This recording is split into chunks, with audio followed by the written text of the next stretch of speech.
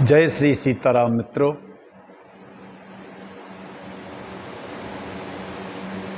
दयालु भक्तजनों, दयालु बंधुओं,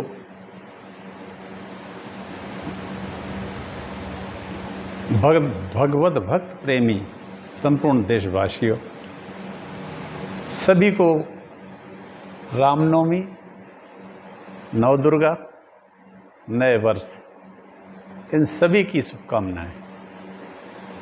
आज रामनवमी है। भगवान राम का आज जन्म है, जन्म दिवस कहें। और रामनवमी की आज पूर्णता है। ये चैत्र नवरात्र है। बड़े ही हम प्रसन्नता के साथ कह सकते हैं कि नया वर्ष सबको आनंद और मंगलमय हो। आज पहली रामनवमी अयोध्या के राम जन्मभूमि पर मनाई जा रही है। अद्भुत दृश्य था जब भगवान सूर्य नारायण की 4 मिनट तक सूर्य वंश के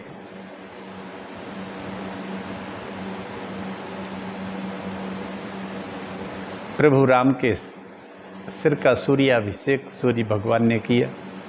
आहा, हम तो क्या, भारत क्या, पूरा विश्व इस दृश्य को देख रहा था। और राम आनंद देने वाला नाम है। पार्वती जी से शिव जी कहते हैं कि भगवान राम का एक बार नाम ले लो तो 1000 विष्णु सहस्त्र नाम के बराबर हो जाता है।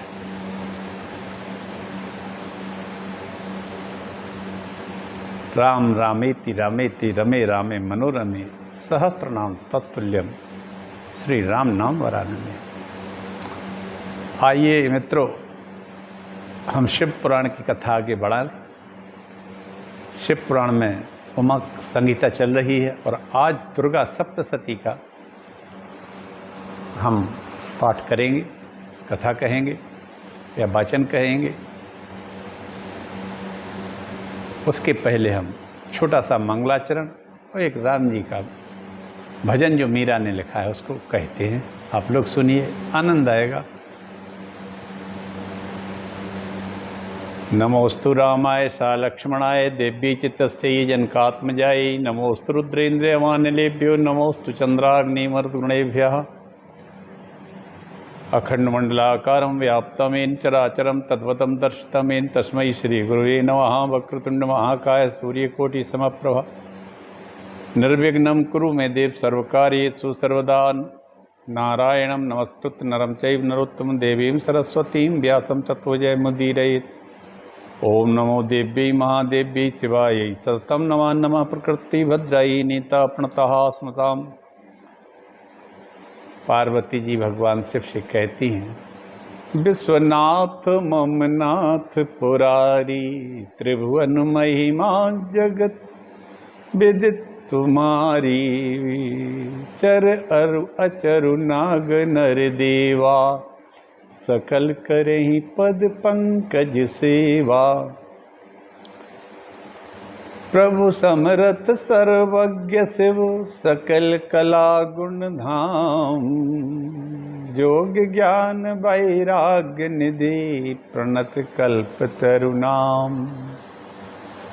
अयोध्या मथुरा काशी कांची अवंतिका पुरी द्वारावती गेया सप्तैता मोक्षदायका। ये 7 पुरियाँ जो हैं मोक्ष देने वाली हैं। अयोध्या, मथुरा, हरिद्वार, काशी, कांची और उज्जैन, जगन्नाथपुरी, द्वारकापुरी, ये 7 मोक्षदायक पुरियाँ हैं मित्रों। पुराणों में 18 पुराण हैं। ब्रह्म पुराण, पद्म पुराण, विष्णु पुराण, शिव पुराण, भागवत पुराण, नारद पुराण, मार्कंडेय पुराण, अग्नि पुराण, भविष्य पुराण, ब्रह्म वैवर्त, लिंग पुराण, वराह पुराण, स्कंद पुराण, वामन पुराण, कूर्म पुराण, मत्स्य पुराण, गरुड़ पुराण और ब्रह्मांड पुराण। इनमें से शिव पुराण जो है ये इस क्रम में चौथे नंबर पर है। शिव पुराण एक बेहद प्रधान पुराण है। इसी पुराण की हम कथा कह रहे हैं आप सबसे। आप लोग सुनिए। ये कथा मैं टीकमगढ़ मध्य प्रदेश से कहता हूँ। मैं डॉक्टर राजेंद्र मिश्रा पिछले 3 वर्ष से निरंतर कथा कह रहा हूँ। ये मेरा 5वां पुराण है। इसके पहले श्रीमद् भागवत, रामायण, वाल्मीकि रामायण, रामचरितमानस, आध्यात्म, आनंद रामायण, इन सभी को कहा था मैंने। इसके बाद मार्कंडेय पुराण को, उसके बाद ब्रह्म पुराण को और उसके बाद शिव महापुराण को कह रहा हूँ। इसके पूरा होने के बाद अगला पुराण हम फिर कहेंगे। आप लोग सुनिए। मैं पंचकर्म चिकित्सा विशेषज्ञ हूँ। किसी को यदि मेरी सेवा की आवश्यकता पड़ती है तो मुझसे 9981870134 मेरी सेवा ले सकता है बिना किसी हेजिटेशन या हिचकिचाहट के। और आइए हम सब एक छोटा सा राम जी का भजन करके आज राम जन्म का उत्सव ही मनाए लेते हैं। इसके बाद कथा कहते हैं। सब जानते हैं मीरा का ये पद है, राम जी के ऊपर है। कबीरा सब जग निर्धना, धनवंता ना कोई। धनवंता सोई जानिए, जाके राम धन होए। आयो जी मैंने, केवल आवाज है, साज नहीं है। उसी को सुन के आनंदित हो जाइए। पायो जी मैंने राम रतन धन पायो। पायो जी मैंने राम रतन धन पायो। पायो जी मैंने राम रतन धन पायो। वस्तु अमोलक देनी रे सतगुरु। वस्तु अनमोलक, वस्तु अमोलक देनी रे सतगुरु। कृपा कर अपनायो, कृपा कर अपनायो। पायो जी मैंने, पायो जी मैंने राम रतन धन पायो। पायो जी मैंने राम रतन धन पायो। वस्तु अमोलक देनी रे सतगुरु। वस्तु अमोलक देनी रे सतगुरु।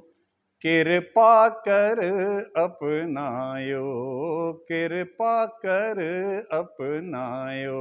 पायो जी मैंने राम रतन धन पायो। पायो जी मैंने राम रतन, राम रतन धन पायो। खर्चे न टूटे, खर्चे न टूटे वाको चोर न लूटे। खर्चे न टूटे वाको चोर न लूटे।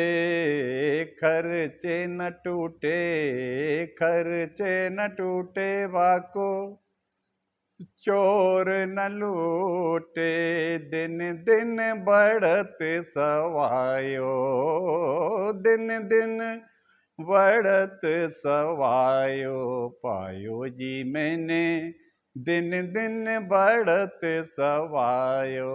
पायो जी मैंने राम रतन धन पायो। पायो जी मैंने राम रतन धन पायो। सत्य की नाव खेवरिया सतगुरु। सत्य की नाव खेवरिया सतगुरु सत की नाव, खेवरिया सतगुरु सत की नाव, खेवरिया सतगुरु सत की नाव, खेवरिया सतगुरु भवसागर तर जायो, भवसागर तर जायो, भवसागर तर जायो, सत की नाव, खेवरिया सतगुरु भवसागर तर जायो। पायो री मैंने, पायो जी मैंने राम रतन धन पायो, पायो जी मैंने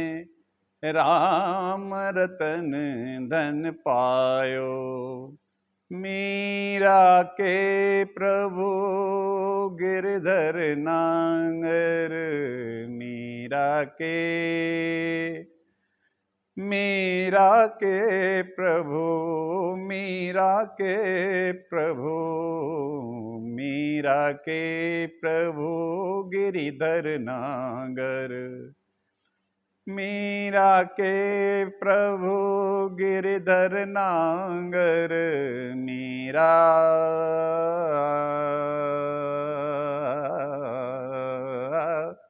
मीरा के प्रभु गिरधर नांगर, मीरा के प्रभु गिरधर नांगर, मीरा के प्रभु गिरधर नांगर, हरस हरस जस गायो, हरस हरस जस गायो। पायो जी मैंने राम रतन धन पायो, पायो जी मैंने राम रतन धन पायो। राम नाम के मोती को सांसों की माला बना ले, मन में राम बसा ले, राम नाम के मोती को सांसों की माला बना ले, मन में राम बसा ले। जन्म सफल होगा रे बंदे, जन्म सफल होगा रे बंदे, मन में राम बसा ले, मन में राम बसा ले। राम नाम के मोती को सांसों की माला बना ले, मन में राम बसा ले। जन्म सफल होगा रे बंदे, जन्म सफल होगा रे बंदे, मन में राम बसा ले, मन में राम बसा ले। मीरा के प्रभु गिरिधर नागर, मीरा के प्रभु गिरिधर नागर, हरस हरस जस गायो, हरस हरस जस गायो, हरस हरस जस गायो। पायो जी मैंने राम रतन धन पायो, पायो जी मैंने राम रतन धन पायो। जय श्री राम मित्रों। आइए जगदम्बा कालिका का प्रथम चरित्र सुनाते हैं हम आपको। दुर्गा सप्तशती में तो पूरा है, इसमें संक्षिप्त है थोड़ा। आइए हम सुनते हैं। सोनक जी कहते हैं, हे सूत जी महाराज, कथा नैमिषारण्य तीर्थ में शौनक जी सुना रहे हैं, सूत जी महाराज से लोमहर्षण जी कह रहे हैं, कथा चल रही है सनकादि और व्यास जी के बीच में। हम सब आज, वैसे तो नित्य ही मैं कहता हूँ, आज विशेष रूप से कहता हूँ कि सब मानसिक तौर पर नैमिषारण्य तीर्थ चले, इस कथा को सुने और भगवान शिव की कथा रूपी गंगा में डुबकी लगाकर आहा नव दुर्गा मनाए, राम जन्म मनाए। क्योंकि रा एक विश्व बोधक ब्रह्मांड बोधक शब्द है और माँ ईश्वर ब्रह्म रूपक शब्द है। जब ये दोनों मिलते हैं तो तीन रामा विदुर्बुधा, विद्वानों ने राम की ऐसी व्याख्या की है। ब्रह्म वैवर्त पुराण में बड़ी व्याख्या है इसकी। चलिए अपन आप चढ़ते हैं। तो वो कहते हैं व्यास जी का श्रेष्ठ आख्यान सुनाया, अब हमें भगवती जगदम्बा का चरित्र सुनकर कृतार्थ करें। सूत जी कहते हैं आप धन्य हैं जो आपकी रुचि माता पार्वती के चरित्र, श्रीदेवी के चरित्र श्रवण के हितार्थ प्रेरित हुए। न भजन्ति महादेवी महाकरुणा, न भजन्ति महादेवी करुणा सा करुणा रस सागरम, अंधकूपे पतन्ते ते घोरे संसार रूपिणी। उमा संहिता का ये 45वां अध्याय है, 10वां श्लोक। इस संसार में करुणामयी महादेवी को जो नहीं बचते वे संसार रूपी अंधकूप में पड़े रहते हैं। ये भवसागर कहलाता है मित्रों। पुनरपि जननम पुनरपि मरणम, पुनरपि जननी जठरे शयनम। शंकराचार्य जी कहते हैं इस पद को, बहुत बड़ा पद है। तो कहने का आशय ये है कि भगवान विष्णु की जो महामाया शक्ति है, या जो भगवान की शक्ति है महाकाली के रूप में जो उनके शरीर में निवास करती है, उसको सदैव सबको भजना चाहिए। यही महाकाली का, जगदम्बा का प्रथम चरित्र है। आइए सुनते हैं। इस संसार सागर में महादेवी को भजना चाहिए। वो संसार रूपी अंधकूप में पड़े रहते हैं जो लोग। इस संबंध में मैं आपको सुरथ और मेधा का वृत्तांत श्रवण कराता हूँ। आप लोग सभी लोग सुनिए मित्रों, संपूर्ण देशवासी इसको सुन सकते हैं। ये चरित्र अद्भुत चरित्र, अद्भुत मंत्र हैं इसके। दुर्गा सप्तशती में आप लोग पढ़ सकते हैं। ओम ज्ञानी नाम चेतांसी देवी भगवती सा वलादा कृष्ण मोहाय महामाया प्रेक्षति। पहले एक स्वारोचिस मनवंतर हो गया, मनवंतर बहुत सारे हो गए। इस समय वैवस्वत मनवंतर चल रहा है जो भगवान सूर्य के पुत्र है उनके नाम से। पहले स्वारोचिस मनवंतर, मनवंतर कहलाता है एक मनु की अवस्था। एक मनवंतर की, एक मनवंतर में 71 बार 4 योग निकल जाते हैं। वो ये 30 करोड़ 68 लाख वर्ष से ज़्यादा का होता है मानव वर्ष के अनुसार। तो स्वारोचिस नाम का मनवंतर था। उसमें एक वृथ नाम के राजा रहते थे। उनका पुत्र का नाम था सुरथ। उस सुरथ जो उनका पुत्र था वह दानी भी था, दयालु था, दुर्गा का भक्त था। एक समय उसके राज्य पर दूसरे शत्रुओं ने आक्रमण कर दिया। भयानक घमासान युद्ध होता है। अंत में राजा हार जाता है। उसकी राजधानी जो कोल्हापुर है उस पर उसके शत्रुओं ने अधिकार कर लिया। मंत्रियों ने भी उसके विरोध में दुश्मनों का साथ दिया और वो भी उन्हीं के साथ मिलकर पूरा राज्य और राजकोष को हथिया लिया। राजा असहाय हो गया। वह जंगल में चला जाता है। जंगल में एक आश्रम पर पहुंच जाता है। वहाँ महात्मा ने राजा को भोजन कराकर सत्कार किया। तदनंतर राजा अपने राज्य से छिन जाने के दुख से दुखी होकर अनेक प्रकार से विचार करने लगे। उसी आश्रम में विचार ये करने लगे कि मेरा राज्य शत्रुओं के हाथ में चला गया। अब हमारे हाथी वगैरह और जो हमारे अमात्य थे, अब उनकी क्या स्थिति होगी। शत्रुओं के हाथ में और कैसी दुर्दशा को प्राप्त हो रहे होंगे। इस तरह से राजा जो चीज़ चली गई है उसके बारे में सोच रहा है। और वहीं उसको एक और व्यक्ति दिखाई देता है। तो उससे वो पूछते हैं कि भाई तुम कौन हो। वो कहता है मैं महाराज समाधि नाम का वैश्य हूँ। कभी बोल राजा ने कहा यहाँ कैसे घूम रहा है समाधि तुम। बोले मैं बेहद धनवान हूँ। या कहें धनवान था, लेकिन इस समय मेरे पुत्रों ने पूर्ण धन को छीन लिया है और मुझे घर से बाहर निकाल दिया। मैं घर छोड़कर, पत्नी को छोड़कर सबने साथ छोड़ दिया है और मैं इस वन में अकेला घूम रहा हूँ, भटक रहा हूँ।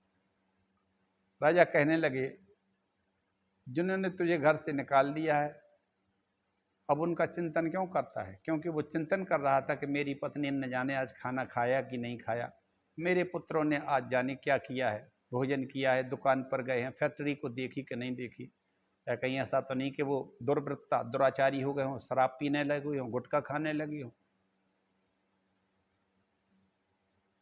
भांग पीने लगे हों। और आजकल तो और नए नए बहुत सारे जाने कितने तरह के नशे आ गए हैं, दुराचारी ना हो गए हों, सदाचार खत्म कर दिया उन्होंने, गलत रास्ते पे ना चले गए हों, मेरे धन का इस तरह से अपव्यय तो कहीं नहीं हो रहा है। इस तरह से राजा से समाधि ने कहा। और आजकल तो जब तो कथा ये सतयुग की चल रही है, आजकल की कथा तो ऐसी है कि हमारा पंजाब प्रांत तो क्या पूरा देश ही नशे में लिप्त होता जा रहा है। शराब कांड में अभी कुछ नेता फंसे हुए हैं और ना जाने कितने फंसने वाले हैं। और इन शराबी नेताओं ने पूरे दिल्ली को, दिल्ली सहित अन्य देश के राज्यों में न जाने कितने घरों को उजाड़ दिया है, कितने लोग मर गए हैं और कितनी माताएं, बहनें, बेटियां इस शराब के कारण कष्ट भोग रहे हैं। मित्रों, आज रामनवमी है, हम लोग प्रण लें कि शराब, गुटखा, तंबाकू कोई नशा नहीं करेंगे और ना ही अपने बच्चों को करने के लिए स्वतंत्र करेंगे, क्योंकि आज का वातावरण जो है अत्यंत दूषित होता जा रहा है। बहुत अधिक काम, विकृत स्वभाव और ये नशा, मदिरा इत्यादि न जाने कितने कितने बड़े से बड़े लोग, श्रीमान दल, इन्होंने करोड़ों रुपया एक बोतल की एक फ्री देने लगे हैं।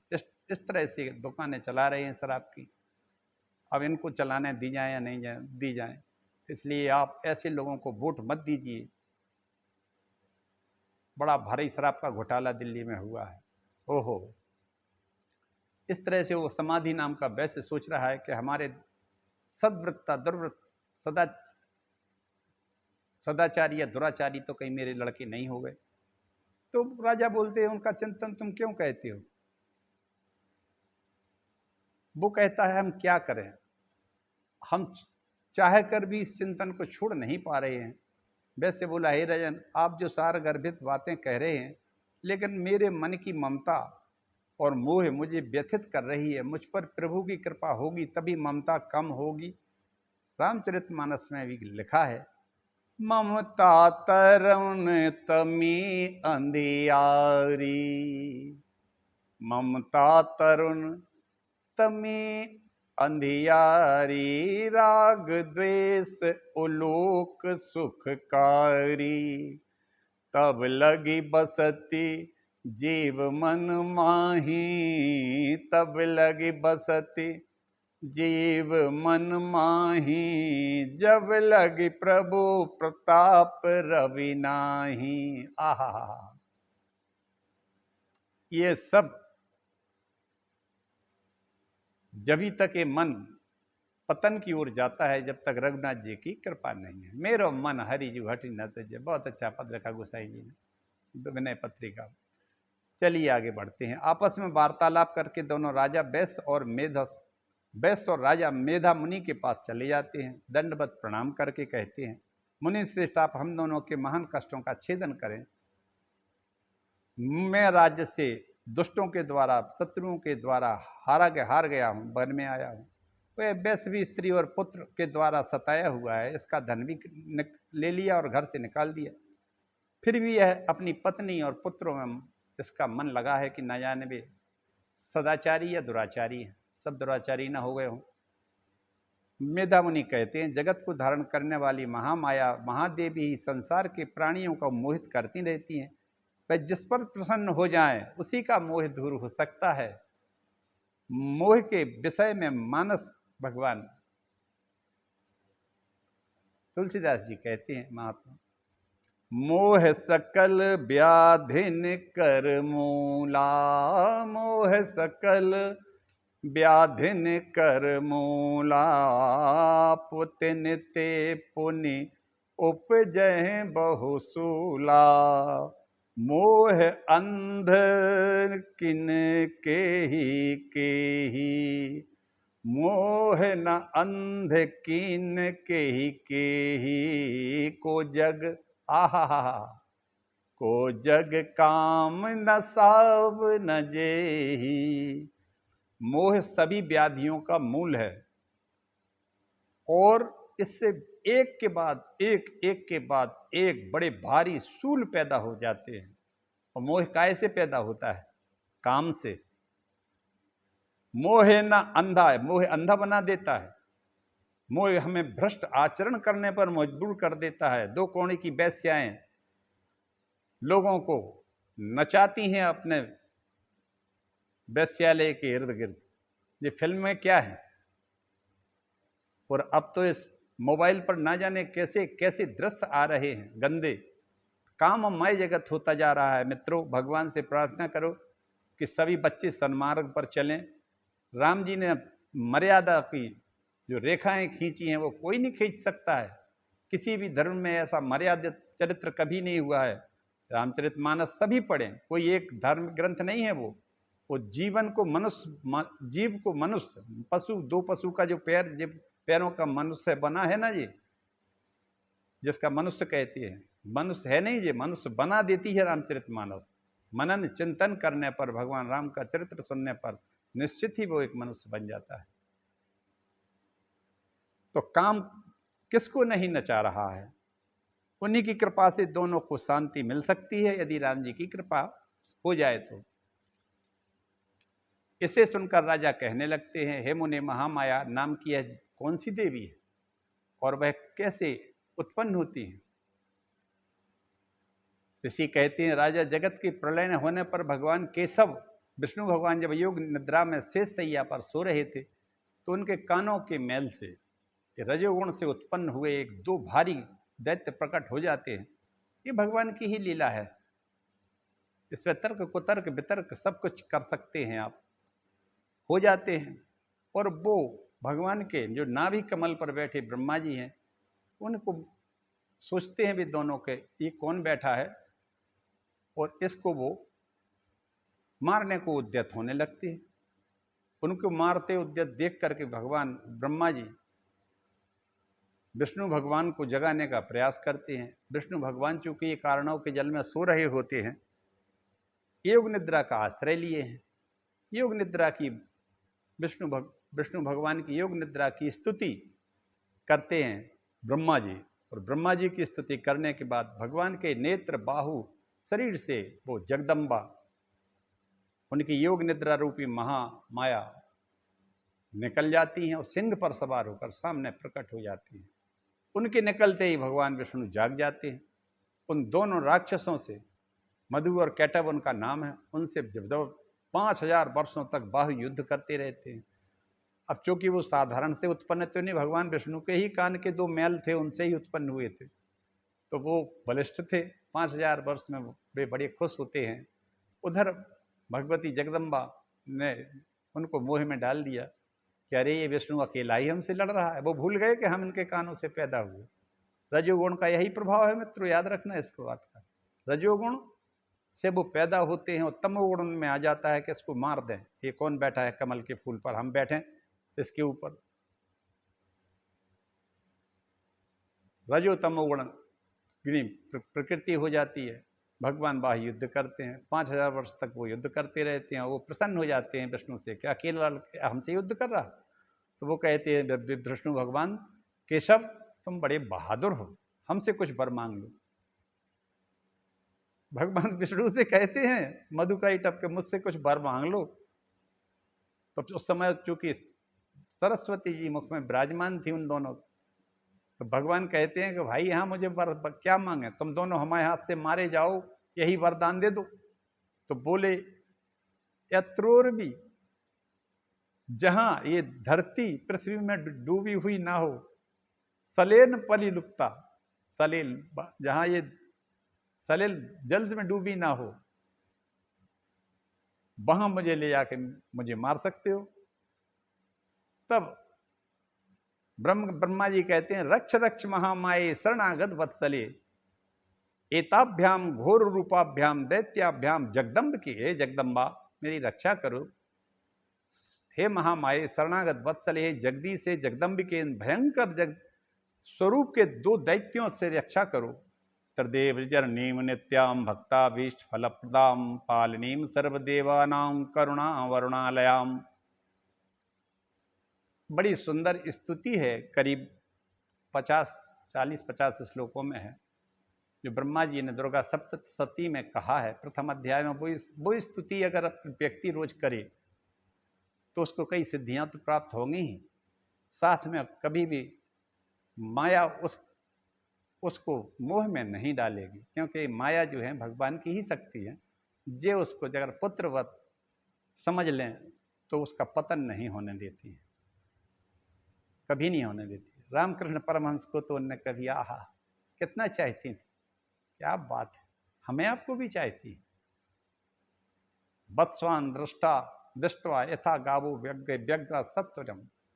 आगे हम कहेंगे, इसमें एक श्लोक आता है कि जिस समय भगवती को हम पुकारते हैं तो वो जो गौ बछड़ी के लिए दौड़ती है, ऐसी दौड़ती आ जाती हैं, बशर्ते हमारे पुकारने में दम होना चाहिए।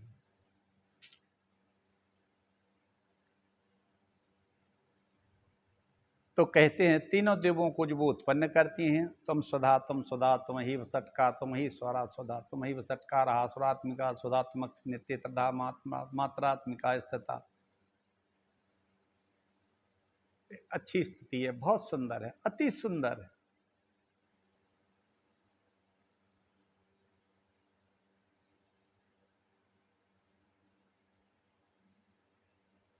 हे पालन करने वाली करुणा वर्णालय को मैं नमस्कार करता हूँ। इस प्रकार विनती करके माता आप इन दैत्यों को मोहित करके आज भगवान नारायण को जगा दीजिए।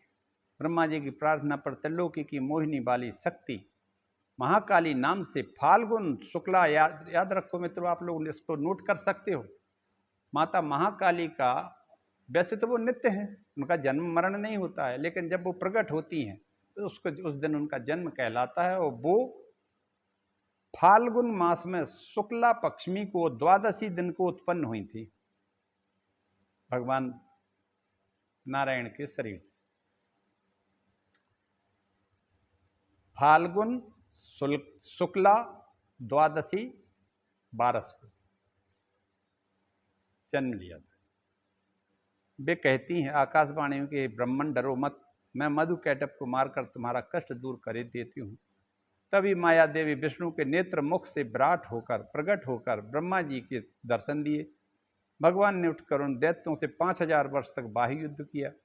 महामाया के प्रभाव से दोनों दैत्य मोहित हो गए और विष्णु भगवान से ही वर मांगने को कहने लगे। विष्णु ने कहा यदि आप वर देना चाहे तो यह दो कि मैं तुम्हें मार सकूं। दैत्य बोले पृथ्वी को देखकर जहाँ भूमि जल से व्याप्त ना हो उसी स्थान पर हमारा वध करो। ऐसा कहकर भगवान ने सुदर्शन चक्र उठाकर दोनों दैत्यों को अपनी जंघा पर स्थापित किया और उनके दोनों के सिर अपनी जंघा को इतना फैलाया कि जंघा से पूरा जल दिखाई नहीं दिया नीचे का, और उन दोनों को सिर पकड़ के चक्र से काट। इस तरह से तुमको कालिका देवी की उत्पत्ति पूरी श्रवण करा दी, महाकाली की। ये 10 महाकाली का स्वरूप भी बता दूं मैं। खड्गम चक्र गदेशु चाप परिघान शूलम भुसुंडीम शिरा सिंह शंखम संददतीम करे स्त्रीनयनाम सर्वांग भूषाव्रताम नीलास्मद्युतिमास्पाद्यस्काम शेवे महाकालिक्याम यामस्तौ तत्स्फिते हरौ कमल जो हंतुम मधुम कैटभम। 10 भुजाएं हैं, 10 पैर हैं, 10 मुख हैं उनके। ये अस्त्र वो लिए हैं जो हमने आपको बताया, महाकाली के नाम से विख्यात हुई। फाल्गुन मास की द्वादशी को ये प्रकट हुई, याद रखना, इसको नोट कर लो। इस दिन जरूर माता महाकाली दुर्गा सप्तशती को पाठ किया करो मित्रों। बहुत आहा क्या कहे, आनंददायक है। एक वाहन जगत यत्र, इन्हीं से सब भगवान शिव और गायत्री माता प्रकट हुई थी, इन्हीं महाकाली से जिनकी मैं बात कर रहा हूँ। अब आइए आगे हम महालक्ष्मी द्वितीय चरित्र की बात करेंगे। प्रथम चरित्र दुर्गा सप्तशती का है, द्वितीय चरित्र है। अब सूत जी कहने लगे, अब आप हमें महालक्ष्मी की उत्पत्ति का श्रवण कराइए। सूत जी कहने लगे, अब देखिए आप पहले अध्याय में पहला चरित्र जो महाकाली का है, इसमें मधुकैटभ को माता महाकाली का अस्तित्व का ही पता नहीं है, और वो रजो और तमोगुण में व्याप्त होकर अपने कोई सर्वशक्तिमान बैठे हैं। अब द्वितीय चरित्र में और उनका प्रादुर्भाव भगवान विष्णु के शरीर से हुआ है, ये ध्यान रखना। द्वितीय चरित्र में संपूर्ण देवताओं की शक्तियों से मिलकर एक तेज पुंज महाशक्ति फिर बनता है, उनका नाम महालक्ष्मी। लेकिन यहाँ वो महिषासुर जान जाता है कि ये कोई महाशक्ति है। ये दूसरे चरित्र का शुरुआत है। आइए हम पढ़ते हैं। अब आप हमें लक्ष्मी का श्रवण कराइए। सूत जी कहते हैं, दैत्य वंश में अत्यंत बलवान रंभासुर नाम का एक दैत्य, रंभ और कंब दो भाई थे।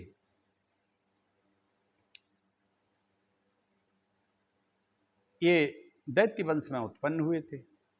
रंभ जो था उसने सबको जीत लिया। सभी देवता ब्रह्मा जी को साथ लेकर विष्णु भगवान के पास गई, प्रार्थना करने लगे कि रंभासुर जो है इसका पुत्र है महिषासुर, अत्यंत उत्पात मचा रहा है। उसने सभी देवों को परास्त करके निकाल दिया। उसने सूर्य का, वरुण का, चंद्र, अग्नि, इंद्र सभी को बन बैठा है खुद। देवताओं की विनती सुनकर शंकर जी, विष्णु आदि सभी देवों के मुख शरीरों से भारी तेज निकला, और वह तेज अति भयंकर इकट्ठा होकर आसमान पूरे अंतरिक्ष से नीचे तक व्याप्त हो जाता है। उस तेज एक नारी के रूप में परिणत हो जाता है, जिनको सभी देवता स्तुति करते हैं, वही महालक्ष्मी है।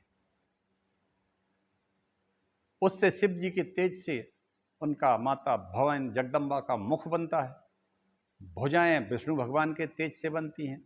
यमराज के तेज से बाल प्रकट होते हैं। चंद्रमा के तेज से स्तन प्रकट होते हैं। इंद्र से मध्य भाग, वरुण के तेज से जंघा, पृथ्वी से नितंब, ब्रह्मा से चरण, सूर्य के पैरों की अंगुलियां, प्रजापति से दांत, अग्नि के तेज से नेत्र, पवन के नेत्र से कान, इंद्र के तेज से हाथों की अंगुलियां, और नासिका जो है ये कुबेर के तेज से हुई। कौबेरेण च नासिका, उसे देखकर शिव जी ने फिर त्रिशूल, कृष्ण भगवान ने शंख, सुदर्शन चक्र, वरुण ने पास, अग्नि ने शक्ति, पवन ने धनुष, इंद्र ने तरकस, यमराज ने कालदंड, ब्रह्मा ने कमंडल, काल ने तलवार, क्षीर सागर ने हार गहने, समुद्र ने कवच एवं सरस माला, हिमालय ने अच्छे बड़े बड़े बलिष्ठ सिंह दिए, और रत्न और कुबेर ने एक मदिरापूर्ण घट दिया। शेष नांग ने नांग हार अर्पण किया। इस प्रकार सभी देवताओं ने प्रदत्त अस्त्र शस्त्र और आभूषणों से देवी को सुशोभित कर दिया। देवी ने बारंबार अट्टहास किया। ये जो रंभ नाम का जो दैत्य है, ये दैत्य कुल में पैदा हुआ था दिति से। इसने भारी तपस्या की। कंब तो चला गया बगैर राजकाज किए भगवान के लोक को। रंभ ने भारी तपस्या की। तपस्या से ब्रह्मा जी प्रसन्न हुए। मैं थोड़े में दूसरे पुराणों के उस की कथा से कह रहा हूं कि महिषासुर कौन था। तो दुर्वासा ऋषि एक बार भारी तपस्या कर रहे थे, और भी अन्य ऋषि कर रहे थे, जो भी हो। वहाँ एक राक्षसी, एक अप्सरा आती थी, या राक्षसी कह लें उसको, पुत्री थी वो एक राक्षस। और बार बार वो इन महात्माओं से मजाक किया करती थी, डराती थी। और क्या बनती थी वो? महिष, एक पड़िया बन जाती थी। भैंस की छोटी नौजवान भैंस बनती थी। बुंदेलखंड में उसको उसरिया कहते हैं। तो वो भैंस बनती थी, और भैंस बन के महात्माओं को डराती थी। महात्मा जानते थे कि ये महिष नहीं है, ये हमारी तपस्या में विघ्न करने के लिए आती है। तो एक दिन वहाँ दुर्वासा ने कहा, अब तुम पड़िया भैंस ही बनी रहे। नौजवान वो घबरा गई, पैरों पे गिर पड़ी। तो उसने कहा कि एक काम करते हैं, तुम दिन में भैंस बनी रहोगी और रात्रि में तुम पुनः अप्सरा बन जाओगी, जो भी तुम हो। यही हुआ। अब जो रंभ नाम का ये दैत्य था उसने भगवान से प्रार्थना की कि मुझे एक महाबलशाली पुत्र चाहिए। तो उन्होंने कहा जो तुझको सामने पहले आता दिखाई दे वही तेरी पत्नी होगी, उसी से पुत्र तुझे प्राप्त हो गया। तो वो चला अपने घर को, तो रास्ते में वही अप्सरा जो भैंस बनी थी ऋषि के श्राप से वही दिखाई देती है, वही उसको घर ले जाता है, उसी को गर्भ ठहर जाता है, उससे एक पुत्र प्राप्त होता है जिसका नाम महिषासुर हुआ। और रंभ को इंद्र मार डालते हैं, उन्हें पता लग जाता है कि इसके यहाँ भारी पुत्र होने वाला है, और उसी की अग्नि में वो महिष अपने आत्मदाह करती है, लेकिन पेट फाड़ के पुत्र प्रकट हो जाता है, उसका नाम महिषासुर हुआ। ये कथा इसमें तो नहीं, दूसरे पुराणों में है, जो हमने आपको बताई कि महिषासुर कौन था। जैसे मधुकैटभ जो थे वो भगवान विष्णु के कर्ण मल से प्रकट हुए थे, ये महिषासुर वही था। ये वहाँ बलि था, बलिष्ठ था, इसने तप करके, भारी तपस्या करके बहुत सारे वरदान ब्रह्मा जी से प्राप्त किए थे। तब फिर माता जगदम्बा ने सभी संपूर्ण देवताओं के तेज से उनकी उत्पत्ति होती है। महिषासुर मर्दनी ने अट्टहास किया। तस्याभीषणनादेन पूरिता च नवस्थली प्रतिशब्दो महानासी चुक्षुवे भुवनत्रयम्, पूरे भुवन में व्याप्त हो गया उनका अट्टहास। लोगों को व्याकुल देखकर, लोगों को व्याकुल देखा, सभी देवताओं ने उनकी स्तुति की। महिषासुर ने जब सुना तो बोलो आहा हा, ये कौन सा शब्द है। तो वो करोड़ों योद्धाओं को साथ लेकर अरबों अरबों योद्धाओं की उसने सेनाएं बुलाई, संपूर्ण लोगों से जहां जहां उसका अधिकार था। एक एक एक उसके जो सेनापति थे उनके पास 5 अरब तक सैनिक थे उनके सेना में। बिडाल, बास्कल, ये 5 अरब सैनिकों के साथ लड़ने आए उसके कहने पर। असिलोमा, बिडाल, तो इस तरह से बहुत बड़ी भारी सेना लेकर आए वो और वार करने लगे। माता जी ने संपूर्ण देवों को क्षण मात्र में संहार कर दिया। तब महिषासुर ने अब युद्ध करने की ठानी, तो वो आया और खुरों से प्रहार करने लगा। देवी ने तुरंत ईश्वरीय शक्ति से उसे बांधने का प्रयास किया। भगवती महामाया ने अपने मुख से हजारों गणों को पैदा कर दिया। शिव जी के सैकड़ों गण निकले, उनने ऐसी मार काट मचा दी कि सब पूरे राक्षसों का संहार कर डाला। महिषासुर अब लड़ने लगा, सिंह बन गया। सिंह बना तब माता जी ने उसको मारना चाहे तो हाथी बन गया। फिर से वो महेश बन गया, भैंसा बन गया। फिर वो फेंकने लगा पर्वतों को उखाड़ उखाड़ के। तब भगवती कहती हैं एव मां भाष्य कुदीरत्वाम देवी सकलालम सक सर्वकलामयीम पदाक्रम्यासुरम कंठे सोलेनो गृण साविनत। देवी ने वो सभी कलाओं में पूर्ण थी। उन्होंने कहा गर्ज गर्ज क्षणमोड़ या मधुयावत प्रभाव में हम, गर्ज गर्ज क्षण, गर्ज मूर्ख, थोड़ी देर तक को गर्ज, अभी तेरा मैं वध करूंगी जिससे देवता भी प्रसन्न होकर गर्जना करें। गर्ज गर्ज क्षणम मूढ़ मधु यावत प्रभाव में हम। देवी ने सभी कलाओं में पूर्ण थी। कूद कर उस दैत्य को पैरों से कुचल डाला, उसके कंठ को विशाल तलवार से या त्रिशूल से उसका गले का भेदन कर दिया। देवी के चरणों से पीड़ित हुआ दैत्य भैंसे के रूप में मुंह से रक्त बहने लगा। देवी ने उसके सिर को खड्ग से काट दिया। दैत्य के सिर को कटा देखकर बचे हुए दैत्य भाग गए।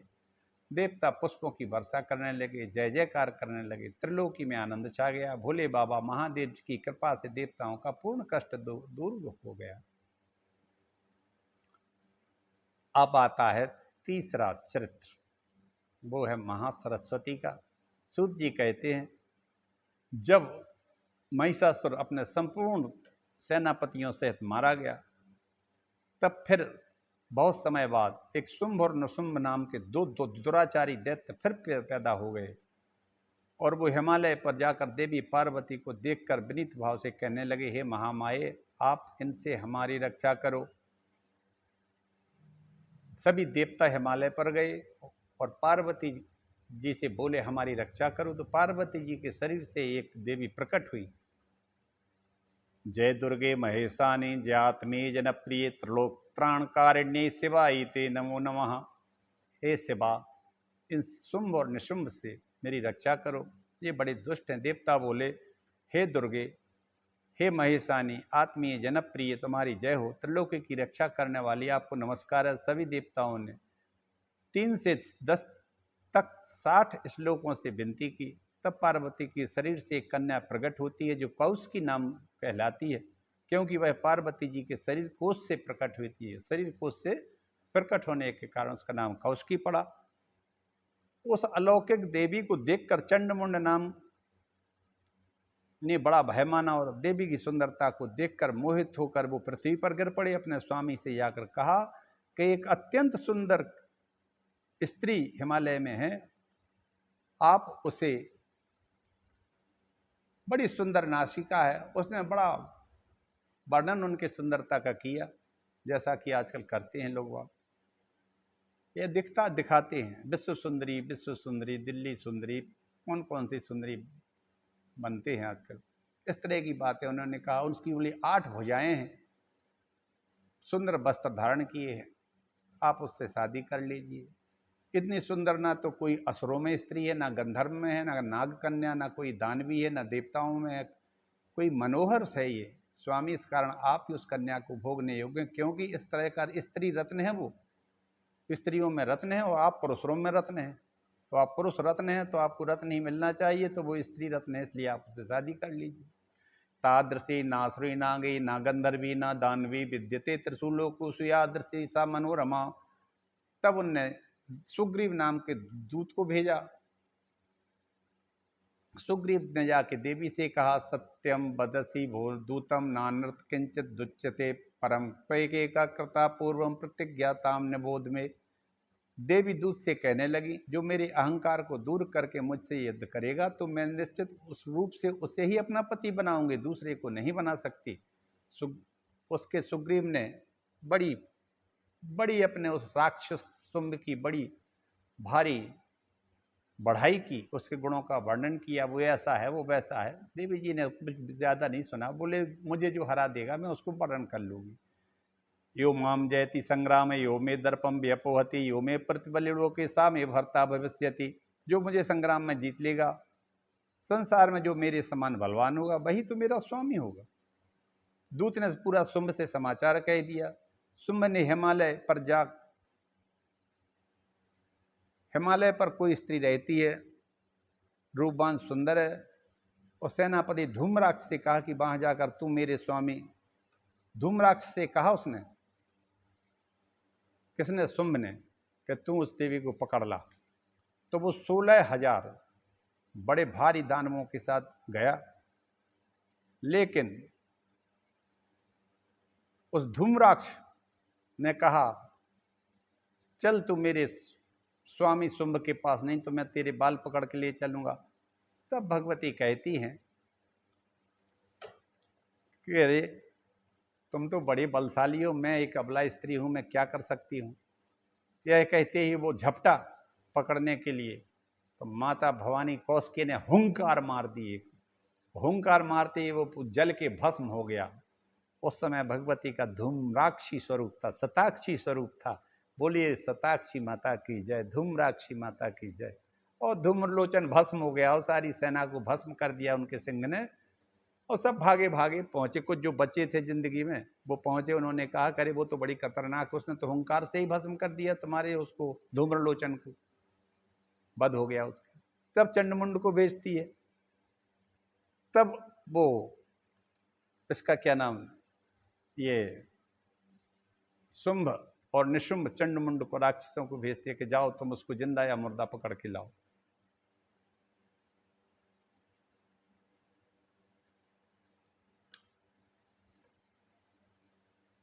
चंडमुंड और रक्तबीज को भी देवी के पास भेजा। दैत्य कहने लगे, हे सुंदरी, अति शीघ्र शुंभ ने शुंभ के पास जाकर चरणों में गिर जाओ, नहीं तो हम तुमको वाहन और गणों के सहित मार देंगे और लोकपालों को भी मार देंगे,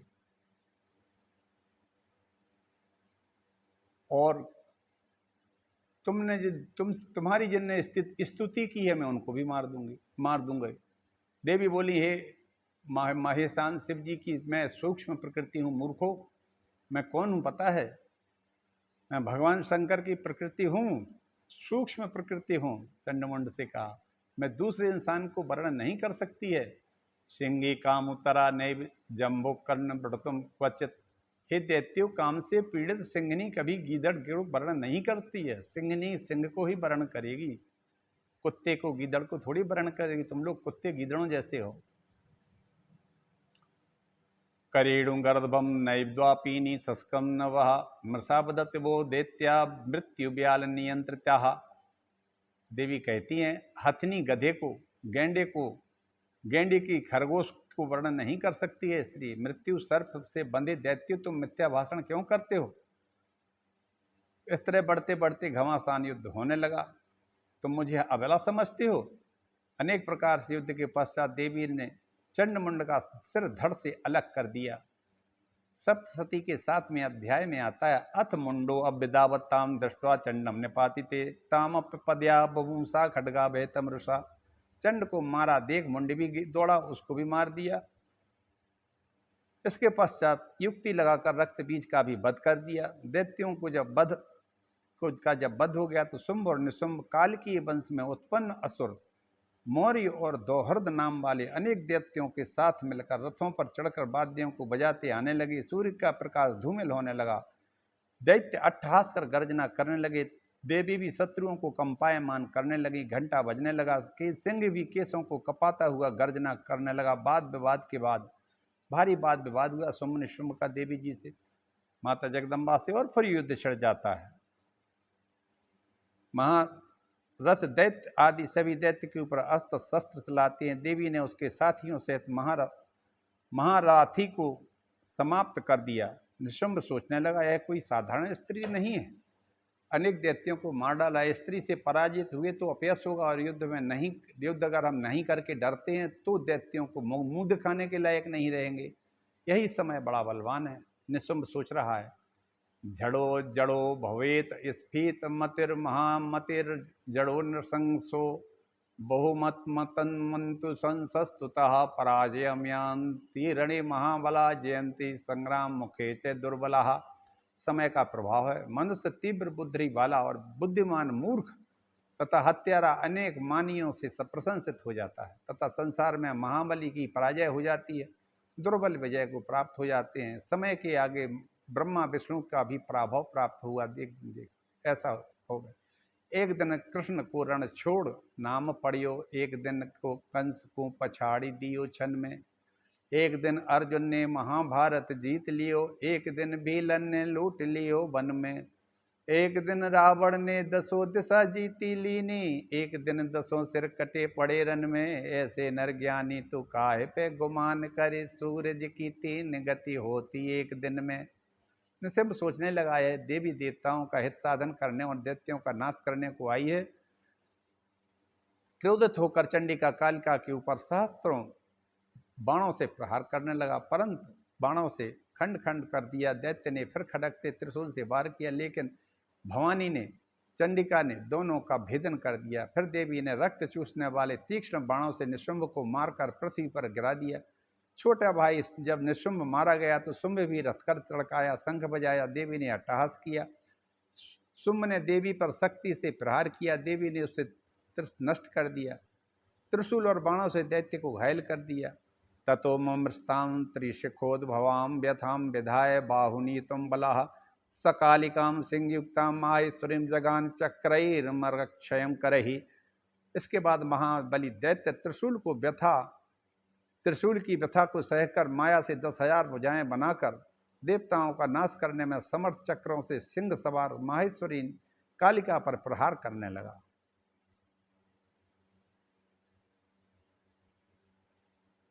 देवी ने अपनी लीला से दैत्यों के चक्रों को त्रिशूल से भेदन करके उस त्रिशूल से शुंभ को मार दिया।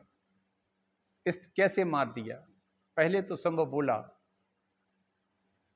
कि तुम दूसरे बलों का, देवियों का आश्रित लेकर के लड़ रही हो, क्योंकि इस समय जब माता भवानी शुंभ का वध करने के लिए आई थी, तब उस समय ब्रह्मा, विष्णु, महेश, कार्तिकेय,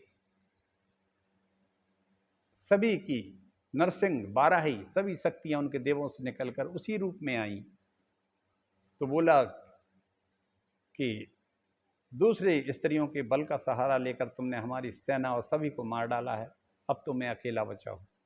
तब माता जगदम्बा कहती हैं, एकैवाहम जगत यत्र द्वितीया का मामा परा पश्चता दुष्टमयी विसंति हो मद विभूतिया। अरे मूर्ख, दुष्ट शुंभ, इस संसार में मैं अकेली हूं, दूसरा कोई है ही नहीं। मैं ही अनेक विभूतियों में अपने संसार में विचरती हूं, और देखो ये पूरी संपूर्ण देव शक्तियां मुझ में प्रवेश कर गई, और अब तुम स्थिर हो जाओ, मैं अकेली हूं, तुम अकेले हो।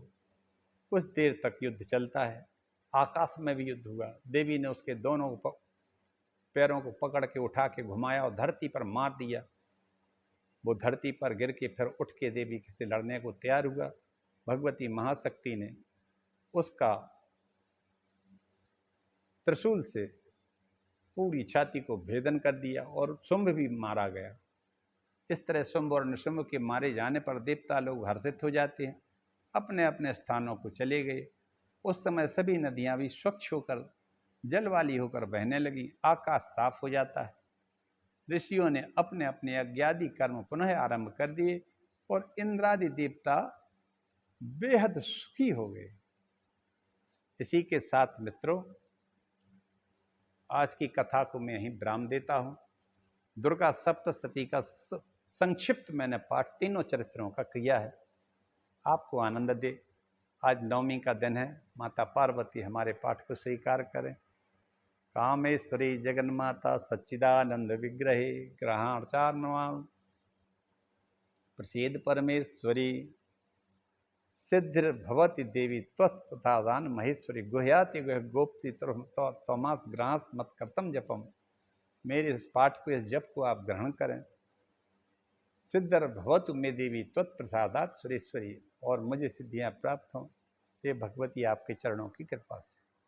इसी के साथ मैं आज के अपनी वाणी को विराम देता हूँ। सबको राम जन्मभूमि की शुभकामनाएं। भगवान राम जी सबके हृदय में वास करे हैं, वो रमे हैं सब जगह, एक जगह ऐसी नहीं है जहां वो ना हो। व्यापक ब्रह्म निरंजन, वो तो व्यापक है, ब्रह्म निरंजन है, लेकिन कौशल्या के गोद में प्रेम से उत्पन्न होते हैं, जन्म ले लेते हैं अयोध्या में।